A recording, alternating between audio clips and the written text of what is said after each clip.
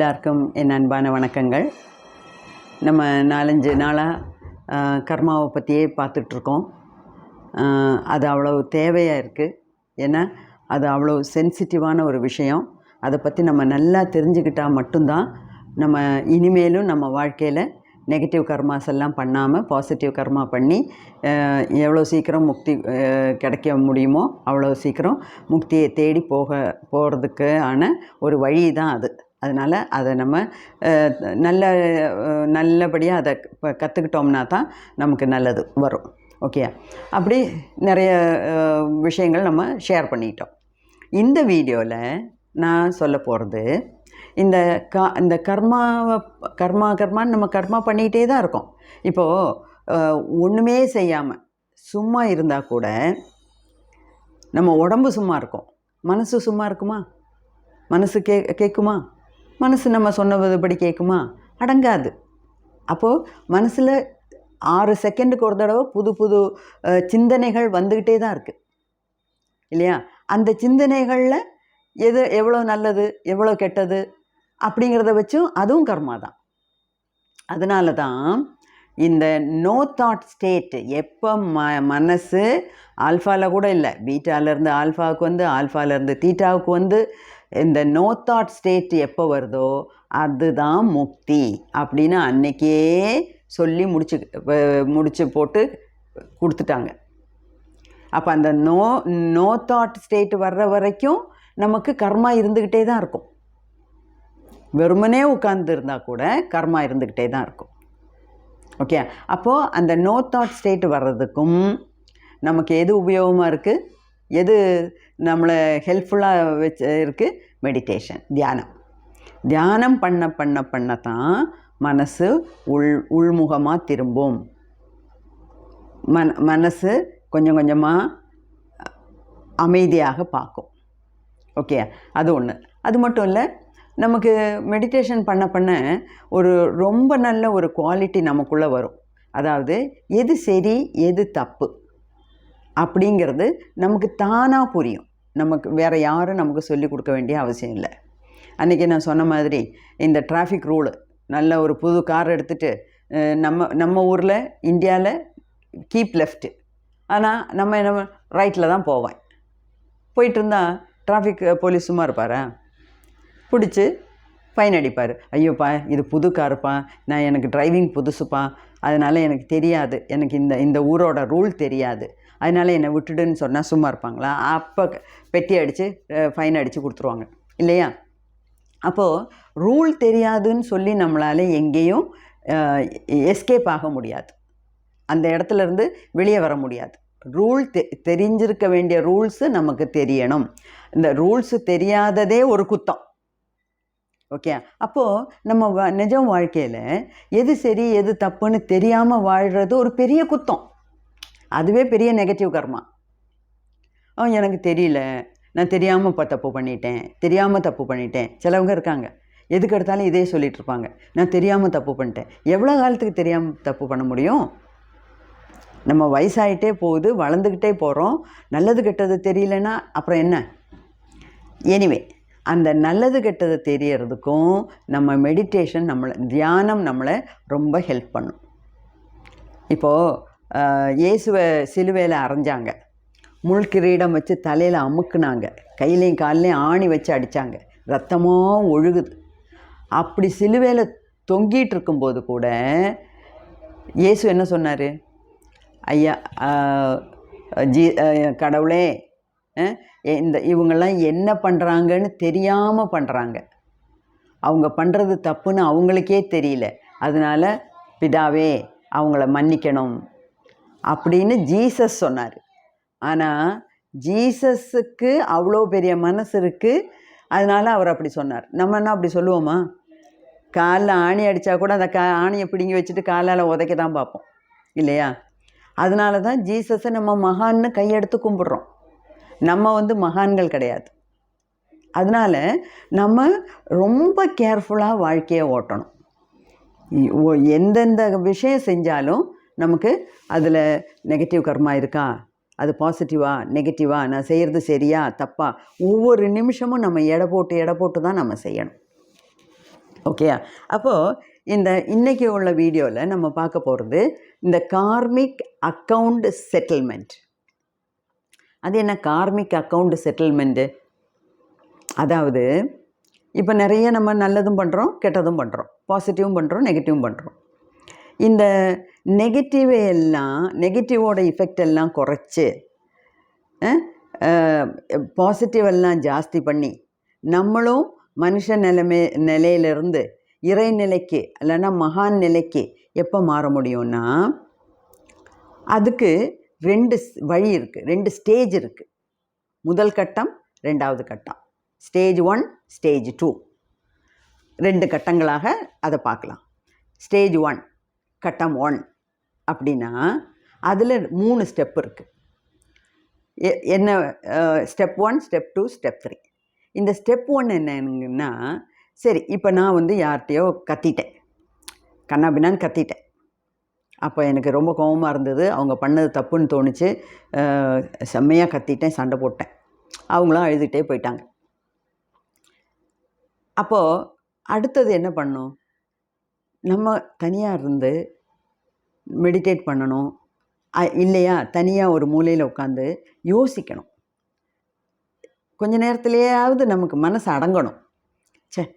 அவங்க செஞ்சது தப்பே ஆகிருக்கட்டும், நான் ஏன் இப்படி கத்துனேன், இவ்வளவெல்லாம் வீடியோஸ் கேட்டு இவ்வளவெல்லாம் தெரிஞ்சுக்கிட்டதுக்கப்புறமும் பழைய சுபாவத்திலே நான் இருக்கிறேன், இப்போவும் அந்த மாதிரி காட்டு கத்தல் கத்துறேன், அவங்க எப்படி கண்ணீரோடு போகிறாங்க, அப்போ நான் செஞ்சது தப்பு தானே அப்படின்னு நம்ம யோசிக்கணும்.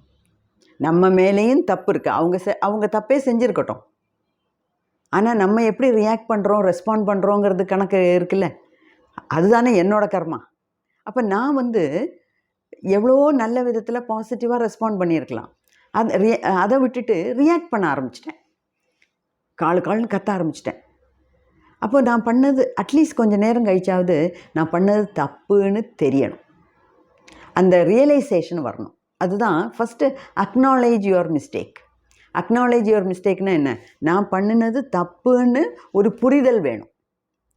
2வது ரிக்ரெட் பண்ணணும். ரிக்ரெட் பண்ணணுன்னா என்ன? நான் செஞ்சது தப்பு தான், நான் அந்த மாதிரி செஞ்சுருக்கக்கூடாது அப்படின்னு உள் மனசில் நம்ம வேதனைப்படணும், பச்சாதாபிக்கணும். பச்சாதாபிக்கணுன்னா நான் செஞ்சது தப்பு தான், அதில் எந்த ஒரு மாற்றமும் கிடையாது, நான் அப்படி செஞ்சுருக்கவே கூடாது அப்படிங்கிற ஒரு செகண்ட் ஸ்டெப்பு. ஸோ ஃபஸ்ட்டு நம்ம செஞ்ச தப்பை உணரணும், செஞ்ச தப்புன்னு ஒத்துக்கணும். 2வது அதுக்காக மனவேதனைப்படணும். சரி தப்பு பண்ணேன், அன்றைக்கி கோபமாக இருந்தது அதனால் தப்பு பண்ணேன், அவ்வளோதான் போ அப்படின்னு ரூடாக நம்ம சமாதானப்படுத்தக்கூடாது. நம்ம செஞ்சது தப்பு அப்படிங்கிற ஒரு நினைப்பு நமக்கு வேணும், அதனால் வேதனைப்படணும். எப்போ நம்ம மனசால் வேதனைப்படுறோமோ அப்போவே அந்த கார்மிக் சைக்கிள்லேருந்து, அந்த கார்மிக் லூப்லேருந்து நம்ம வெளியே வந்துட்டோம்னு அர்த்தம். பாதி வெளியே வந்துட்டோம். அப்போ இப்போது இந்த காலத்தில் பாருங்கள், இந்த சின்ன குழந்தைங்கள் கூட சாரி சொன்னால் சொல்லவே மாட்டாங்க. நான் பெரியவங்களையும் பார்த்துருக்கேன், ஏன்னா நான் அந்த மாதிரி போஸ்ட்லாம் இருந்ததுனால சொல்கிறேன். தப்பு பண்ணுவாங்க, பேசாமல் நிற்பாங்க. டீச்சர்ஸ் பேசாமல் நிற்பாங்க.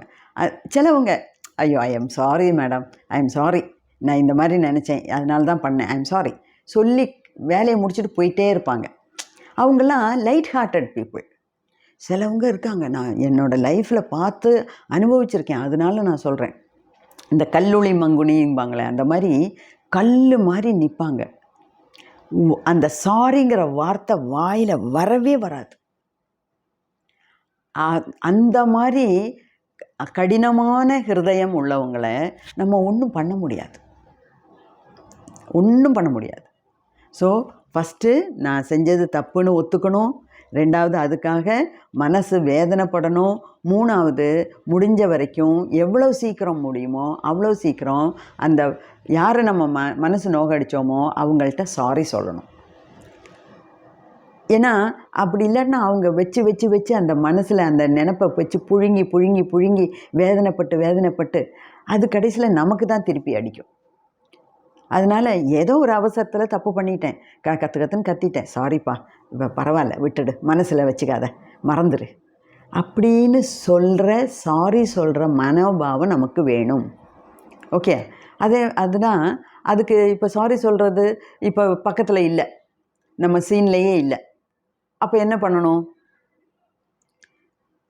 தூரத்தில் இருந்தால் கூட மானசீகமாக நம்ம அவங்களுக்கு சாரி சொல்லணும். அந்த சாரிங்கிற வார்த்தை மனசில், உள் மனசுலேருந்து வரணும். I am saying from the bottom of my heart அப்படிம்பாங்க. பாட்டம் ஆஃப் மை ஹார்ட்னா உள்ளிருந்து அந்த ஃபீலிங்ஸ் வரணும். இந்த காலத்தில் பசங்களுக்கு கூட சாரி சொல்லுன்னு சொன்னால் தான் சொல்லுவாங்க. சொன்னால் கூட சாரி ஏதோ நமக்கு வேண்டி சொல்கிற மாதிரி சாரி சொல்கிறோம்ல, அதனால். அப்போ இந்த மாதிரி வேல்யூஸ் எல்லாம் நம்ம குழந்தைங்களுக்கு சொல்லி கொடுக்கணும். சொல்லி கொடுக்காட்டினா வர்ற தலைமுறையெல்லாம் இதை விட மோசமான பாதையில் போயிடுவாங்க. இன்னொரு விஷயம், சின்ன பசங்களுக்கு சொல்லி கொடுத்து அவங்கள திருத்தணும்னா பெரியவங்களுக்கு அந்த குணம் வேணும். நமக்கு அந்த சாரி சொல்கிற குணம் இல்லாட்டினா நம்ம எவ்வளவு பசங்களை சொல்லி கொடுத்தாலும் பசங்க நம்மளை மதிக்க மாட்டாங்க, நம்மளை பின்பற்ற மாட்டாங்க. ஓகேயா? ஸோ இதெல்லாம் ரொம்ப முக்கியமான விஷயம். சரி, இப்போ ஒரு விஷயம் 10 வருஷத்துக்கு முன்னே நடந்துடுச்சு மேடம்.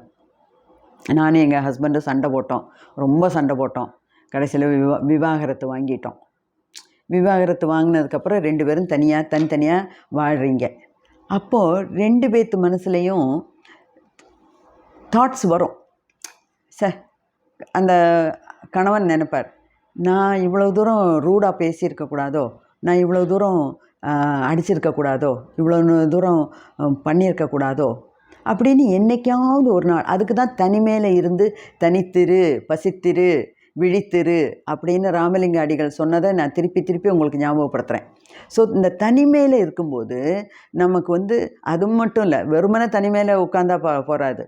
மெடிடேஷன் பண்ணுறவங்களா இருந்தால் தனிமையில் உட்காரும்போது நம்ம மனசாட்சியே நமக்கு சொல்லும், நீ கொஞ்சம் ஜாஸ்தி தான் பண்ணின, நீ கொஞ்சம் விட்டு கொடுத்துருந்தேன்னா இந்த டைவர்ஸ் வரைக்கும் வந்திருக்காது. இப்போ அவ்வளோ நம்ம லைஃப்பில் இருந்து போயிட்டா, நம்ம குழந்தைங்களும் நம்ம கையில் இல்லை, நம்ம அப்போ எவ்வளோ மனவேதனை.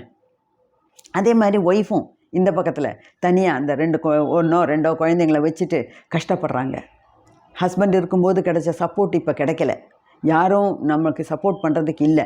அப்போது மனசில் தானாக தோணும், நம்மளும் கொஞ்சம் விட்டு கொடுத்துருக்கலாம், நம்மளும் எவ்வளவோ அட்ஜஸ்ட் பண்ணியிருந்துருக்கலாம், நம்ம இவ்வளவு தூரம் அப்படியே நாணல் போல் வளைஞ்சு கொடுத்துருக்க வேண்டிய இடத்துல எல்லாம் நம்ம இப்படியே நின்னோம், நட்ட கம்பு மாட்டம் நின்னோம். அதனால தான் இந்த விவாகரத்தெல்லாம் வாங்க வேண்டி வந்தது அப்படின்னு மனசில் தோணுச்சுன்னா, இப்போது 10 வருஷம் கழித்து அவரை தேடி போய் சாரி சொல்ல வேண்டிய அவசியம் உண்டா? இல்லை. அவர் பொண்டாட்டியை தேடி சாரி சொல்ல வேண்டிய அவசியம் இருக்கா? இல்லை. அப்படியெல்லாம் சொல்ல வேண்டாம். ஆனால் மனசளவில் சொல்லணும்.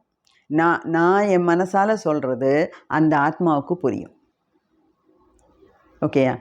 அது அப்படி சொல்ல முடியாத, நேராக போய் சொல்ல முடியாதவங்க, ரொம்ப நாள் ஆனது உரையோடி போன புண்ணும்பாங்க, அந்த மாதிரி ரொம்ப டீப்பான புண்ணு, அதெல்லாம் இனிமேல் நம்மளால் ஒன்றும் செய்ய முடியாதுங்கும்போது நம்ம என்ன பண்ணோம்? அப்போ தான் நான் முன்னவே சொன்னேன், ஹோ ஓப்பனோ,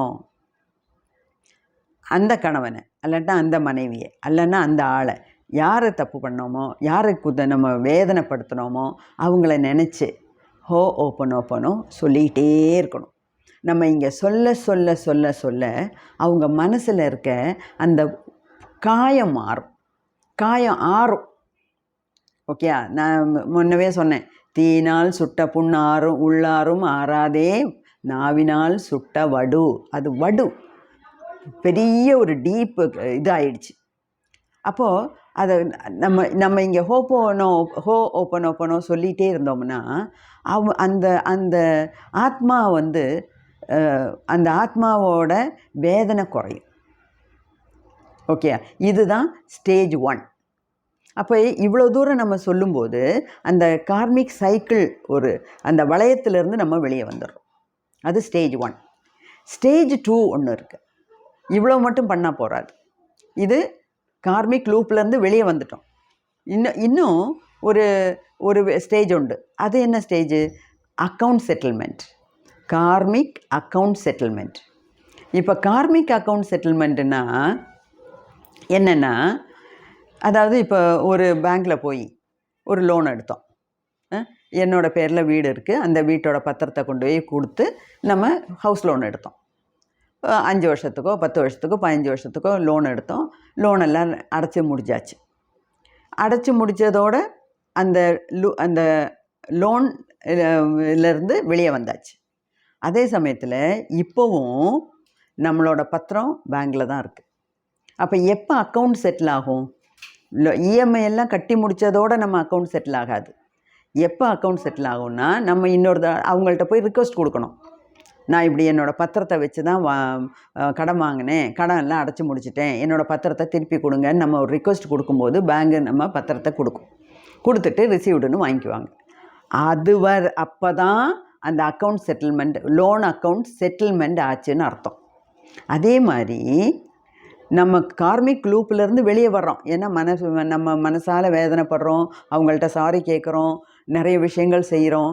அதனால கார்மிக் லூப்லேருந்து வெளியே வந்துட்டோம். ஆனால் அக்கௌண்ட்டு எப்போ செட்டில் ஆகும்னா, நம்ம நிறைய நிறைய நிறைய புண்ணிய கர்மாக்கள் செய்யணும். புண்ணிய கர்மாக்கள் செஞ்சு செஞ்சு செஞ்சு செஞ்சு நம்ம செஞ்ச பாவ கர்மாக்களை அதோட இஃபெக்ட் இல்லாமல் ஆகிடணும். அப்போது என்னென்ன பண்ணணும்? செகண்ட் ஸ்டேஜில், ஃபஸ்ட்டு ஸ்டேஜ்லேயே நம்ம இப்போ மெடிடேட் பண்ணுறோம். நம்ம வேணால் ஜாஸ்தி மெடிடேட் பண்ணலாம். ஏன்னா மனசு அலபாயும் போது, மனசு ரெஸ்ட்லெஸ்ஸாக இருக்கும்போது பெஸ்ட்டு வழி தனிமையில் உட்காரணும், மௌனத்தை கடைபிடிக்கணும், மெடிடேஷன் பண்ணணும். அது மாதிரி பண்ணும்போதே நமக்கு கிளாரிட்டி ஆஃப் மைண்ட் வந்துடும். அதுக்கப்புறம் மெடிடேஷன் ஒன்று. இது ஒரு பேக்கேஜ். ரெண்டாவது கார்மிக் அக்கௌண்ட் செட்டில்மெண்ட்டுங்கிறது it comes as a package. அந்த பேக்கேஜில் என்னென்ன இருக்குது? ஒன்று மெடிடேஷன் நம்ம பண்ணணும். ரெண்டாவது அஹிம்சா வழியில் போகணும். ஏன்னா இந்த ஹிம்சை பண்ணுற வழியில் போய் தானே மற்றவங்களையெல்லாம் வேதனைப்படுத்தியிருக்கோம். அப்போ இனிமேலும் அந்த மாதிரியெல்லாம் செய்யாமல், அதாவது சிந்தையாலும் வாக்காலும் நம்ம செய்கைகளாலும் மற்றவங்கள நோகடிக்காமல் அஹிம்சா வழியில் நம்ம வாழ பழகணும்.